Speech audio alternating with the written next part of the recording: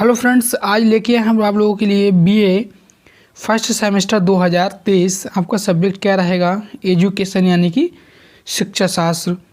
Please subscribe my YouTube channel study 99 तक। जैसा कि आपको पता है, हम लोग यूनिट फर्स्ट और सेकंड हम करा चुके हैं। आज हमारा यूनिट थर्ड है ये, और यूनिट थर्ड का ये लेक्चर फर्स्ट है, जो बहुत ही ज़्यादा मोस्ट इम्पोर्टेंट क्वेश्चन है। चलिए हम वीडियो को स्टार्ट करते हैं बिना देरी किए हुए। तो हम क्वेश्चन देखते हैं। क्वेश्चन हमारा है, शिक्षा के अभिकरणों से आप क्या समझते हैं? शिक्षा के औपचारिक अभिकरण के विषय में वर्णन कीजिए। अगला क्वेश्चन हमारा है, शिक्षा के औपचारिक एवं अनौपचारिक साधनों की विशेषताएं और सीमाएं बताइए। आज के युग में इनमें सामंजस्य स्थापित करना महत्वपूर्ण क्यों है? चलिए हम इसका आंसर देखते हैं। जैसा कि आपको पता है, शिक्षा मुख्यतः दो प्रकार की होती है। कौन कौन सी? एक आपकी औपचारिक शिक्षा, दूसरी आपकी अनौपचारिक शिक्षा। तो आगे हम देखते हैं इसका आंसर। देखो क्या है, शिक्षा जीवन भर, शिक्षा जो होता है आजीवन चलने वाली प्रक्रिया है। यहाँ पर आजीवन होगा, ना कि खाली जीवन। क्या होगा? आजीवन होगा। आजीवन चलने वाली प्रक्रिया है। ये प्रक्रिया विभिन्न सामाजिक संगठनों और संस्थाओं के द्वारा पूर्ण होती है, जैसे आपके परिवार हो गया, समाज हो गया, राज्य हो गया, विद्यालय हो गया आदि संस्थाओं में औपचारिक या अनौपचारिक रूप से शिक्षा देने का कार्य किया जाता है, तथा इन्हीं को शिक्षा के अभिकरण या साधन भी कहा जाता है। कहने का तात्पर्य यह है कि शिक्षा जो होती है, जब से बच्चा पैदा होता है और जब तक उसकी मृत्यु नहीं हो जाती है जब तक शिक्षा किसी न किसी रूप में चलती रहती है। और इस शिक्षा को ग्रहण कराने के लिए विभिन्न संगठनों का और संस्थाओं का निर्माण किया गया है। जैसे आपका विद्यालय हो गए, परिवार हो गया, समाज हो गया, राज्य हो गया, ये सारी संस्थाएं हैं। और ये संस्थाएं जो शिक्षा ग्रहण कराती हैं, मुख्यतः दो रूप में ग्रहण कराती हैं, या तो औपचारिक रूप में या फिर अनौपचारिक रूप में। और शिक्षा देने का जो कार्य किया जाता है, उस कार्य को ही हम क्या कहते हैं? शिक्षा के अभिकरण या साधन कहा जाता है। चलिए आगे देखते हैं। आगे हमारा है, शिक्षा के अभिकरण साधन का अर्थ क्या होता है? कि देखो, वे सभी संस्थाएं जो व्यक्तिगत समाजीकरण करती हैं, शिक्षा के अभिकरण कहलाती हैं। यानी वे सारी संस्थाएं जो व्यक्ति को इस लायक बनाती हैं कि उस सामाजिक प्राणी बन सके, समाज में रहने लायक बन सके, वे सारी की सारी संस्थाएं क्या कहलाती हैं? अभिकरण कहलाती हैं।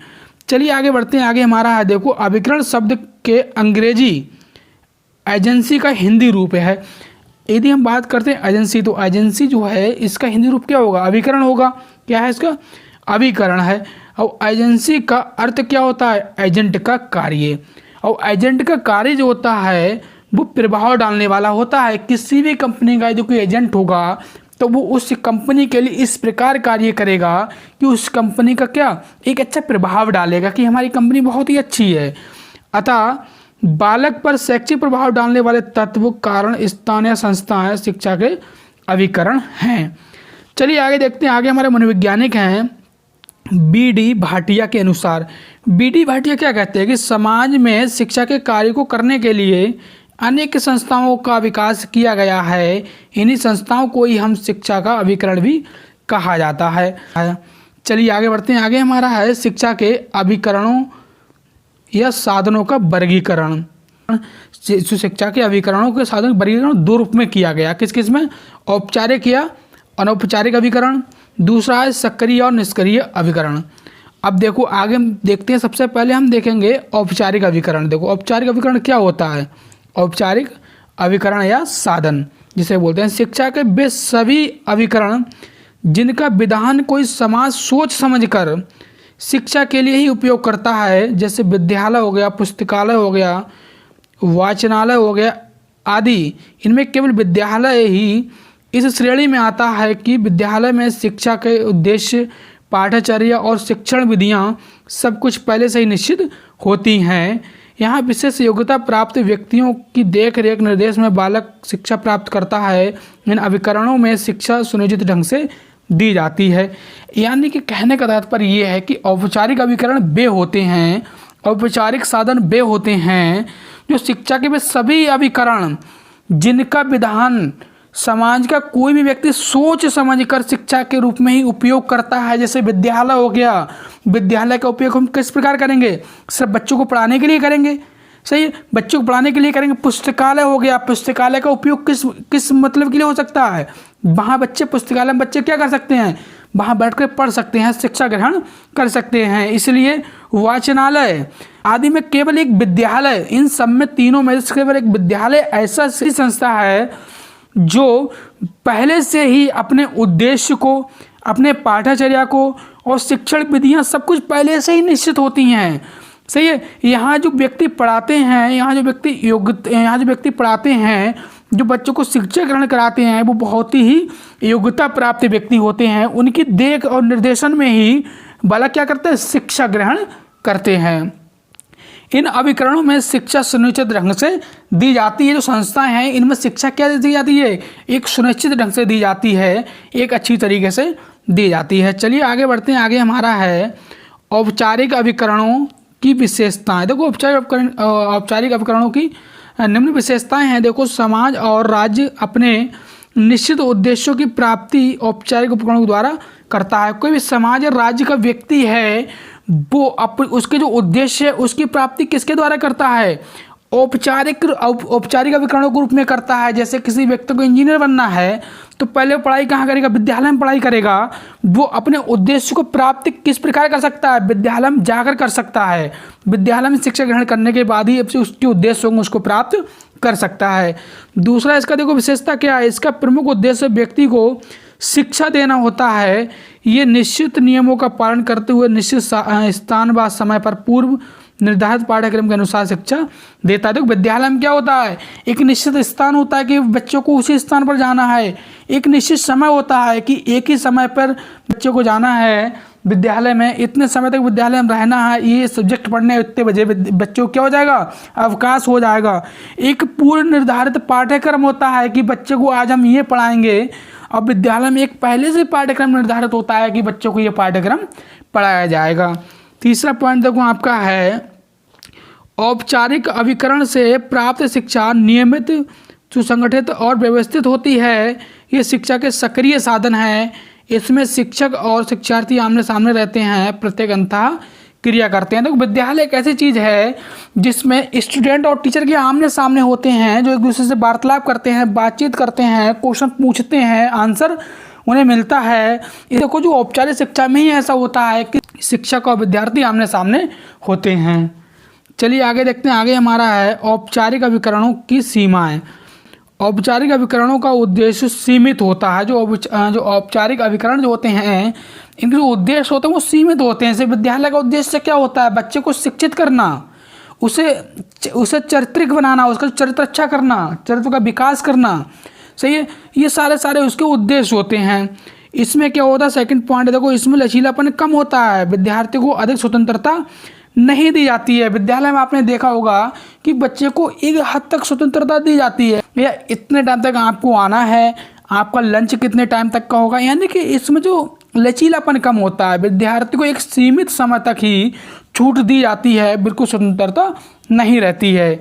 देखो तीसरा पॉइंट इसका है कि इसका वास्तविक जीवन में न्यून संबंध है। चलिए हम आगे देखते हैं। आगे हमारा है अनौपचारिक अभिकरण। देखो अनौपचारिक अभिकरण क्या होते हैं। अनौपचारिक अभिकरण हम उन अभिकरणों को कहते हैं जो व्यक्ति को शिक्षा तो देते हैं, लेकिन इनडायरेक्ट रूप से डायरेक्ट शिक्षा नहीं दी जाती है। जैसे उन्हें शिक्षा विद्यालय के द्वारा नहीं दी जाएगी, किसी संस्था के द्वारा शिक्षा दी तो जाती है, लेकिन वो संस्था कौन सी हो सकती है, आपका परिवार पर संस्था हो सकती है, समाज संस्था हो सकती है, खेल कूद के द्वारा हो सकती है, समाचार पत्र के द्वारा हो सकती है, टीवी के द्वारा हो सकती है। लेकिन उसमें जो होता है वार्तालाप आमने सामने नहीं होता है कि शिक्षक और स्टूडेंट के बीच बातें हों, उसमें ऐसा अनौपचारिक शिक्षा में ऐसा नहीं होता है। देखो भाई यहाँ पर दिया हुआ है, अनौपचारिक शैक्षिक अभिकरण के अंतर्गत वे संस्थाएं आती हैं जिनका प्रमुख कार्य शिक्षा देना ना होकर कुछ अन्य होता है। शिक्षा के अनौपचारिक अभिकरण उन अभिकरणों को कहते हैं जो प्रत्यक्ष रूप से व्यक्ति के व्यवहार में परिवर्तन करते हैं। मनुष्य को इन अभिकरणों की विशेष रूप से शिक्षा कार्य दृष्टि से निर्मित नहीं किया जाता है, लेकिन अप्रत्यक्ष रूप में, यानी कि जो अभिकरण है इनका निर्माण इसलिए नहीं किया जाता है कि व्यक्ति इससे शिक्षा ग्रहण करेगा, लेकिन अप्रत्यक्ष रूप से यानी इनडायरेक्ट रूप से बच्चा क्या होता है, इनसे शिक्षा ग्रहण करता है। क्या करता है, शिक्षा का कार्य में सहायता मिलती है। जैसे परिवार हो गया, पारिवारिक घर हो गया, समाज हो गया, समुदाय हो गया, राज्य हो गया, धार्मिक संस्थाएं हो गई आदि शिक्षा के प्रमुख अनौपचारिक अभिकरण है। चलिए आगे देखते हैं। आगे हमारा है अनौपचारिक अभिकरणों की विशेषताएं। देखो अनौपचारिक अभिकरणों की क्या विशेषताएं हैं। देखो नंबर 1 पॉइंट आपका है, इन अभिकरणों का प्रभाव आजीवन रहता है। यानी किसी बच्चे को उसके घर से, उसके परिवार से उसे जो सभ्यता मिलेगी, उसे जो सिखाया जाएगा, वह उसके जीवन भर उसे वो याद रहता है और उसका प्रभाव हमेशा जिंदगी भर रहता है उसके। सेकंड पॉइंट है, अनौपचारिक शिक्षा में अभिकरणों का व्यक्तिगत निर्माण किया जाता है, चारित्रिक विकास किया जाता है और सामाजिकरण करने में महत्वपूर्ण योगदान होता है।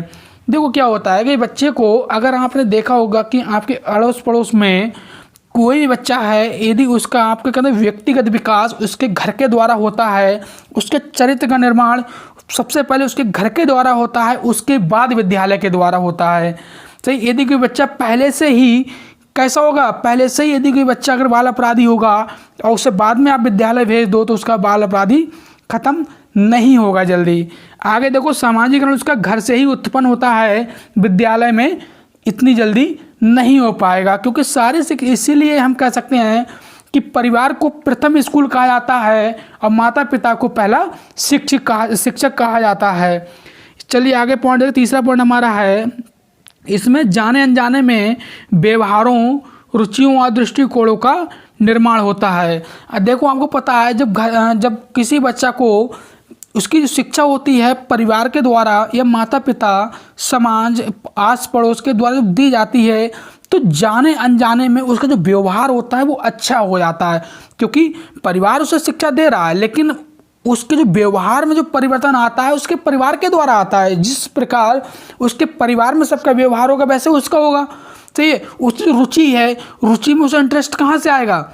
जैसे मान लो, जैसे फॉर एग्जाम्पल देखो, आपने सुना होगा लोग कहते हैं कि डीएम का बच्चा डीएम बनेगा, सीएम का बच्चा सीएम बनता है, विधायक का बच्चा विधायक बनता है। ऐसा क्यों होता है? क्योंकि उसे रुचि उसके घर से ही प्राप्त हो जाती है। तो इसी प्रकार उसके दृष्टिकोणों का जो निर्माण होता है वो घर से ही होता है। चलिए आगे देखते हैं। आगे हमारा है अनौपचारिक अभिकरण की सीमा है। इसकी सीमा देखो क्या होती हैं। ये अभिकरण असंगठित होते हैं। देखो समाज जो होता है वो संगठित नहीं होता है क्योंकि कई समुदायों में बटा हुआ होता है। तो इसलिए हम कह सकते हैं कि अनौपचारिक अभिकरण जो होते हैं ये असंगठित होते हैं, ना कि संगठित। दूसरा पॉइंट है, देखें इन अभिकरणों पर कोई नियंत्रण नहीं होता है, अतः इनके द्वारा हानिकारक शिक्षा भी प्रदान की जा सकती है। यहाँ पे देखा होगा कभी कभी क्या होता है, घर परिवार के लोग बच्चे को अच्छी शिक्षा देना चाहते हैं लेकिन समाज के जो लोग होते हैं कुछ, वो क्या करते हैं, दूसरे के बच्चों के लिए इस प्रकार शिक्षा देते हैं कि आगे जाकर उसके लिए क्या वो हानिकारक हो जाती है। तो इसलिए जो अनौपचारिक शिक्षा जो है ये हमेशा क्या होती है, पॉजिटिव नहीं होती है, कभी कभी निगेटिव भी साबित हो जाती है, नहीं हानिकारक साबित हो जाती है।